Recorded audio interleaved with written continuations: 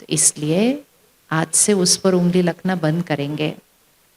भगवान को भाग्य विधाता कहा जाता है। भाग्य विधाता मतलब भाग्य लिखने का विधान, विधि सिखाने वाला, तरीका सिखाने वाला। भगवान हमको सिखाता है कि सही कर्म कैसे करना है, श्रेष्ठ भाग्य कैसे बनाना है, लेकिन वो हमारा भाग्य नहीं बनाता है।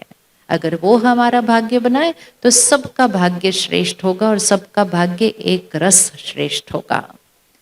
बचपन से एक और चीज सीखी थी, जैसा कर्म वैसा भाग्य। कौन कौन इस बात को स्वीकार करता है, जैसा कर्म वैसा भाग्य? तो फिर हमारा भाग्य कौन बनाता है? उंगली रखो उसके ऊपर, अब उंगली रखो, हाँ यहाँ। तो सारा दिन में जब कर्म कर रहे हैं तो धीरे से अपने आप को कहना, मेरा भाग्य बन रहा है, मेरा भाग्य लिखा जा रहा है, मेरा भाग्य लिखा जा रहा है।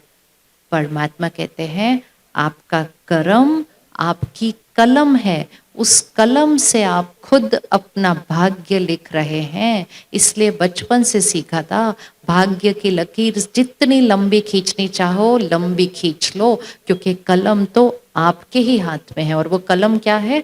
मेरा कर्म मेरा कलम है। बोलेंगे सभी मिलकर, मेरा कर्म मेरा भाग्य लिखता है। मेरा भाग्य कौन लिख रहा है?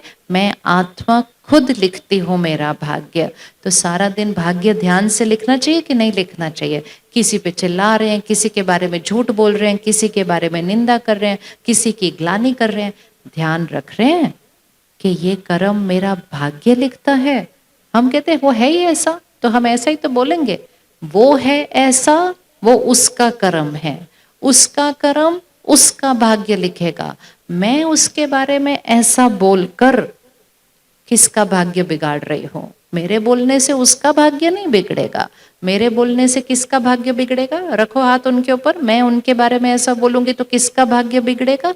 मेरा भाग्य बिगड़ेगा। तो आज याद रखें, जो जो संस्कार हमने लेफ्ट हैंड पे रखे थे, तनाव, चिंता, डर, गुस्सा, निंदा, ईर्ष्या, मोह, ये सब ये मेरे भाग्य को बिगाड़ते हैं।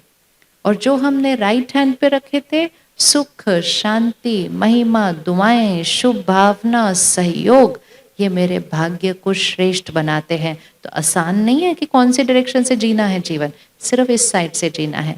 अब हाथ में बॉल पकड़ें,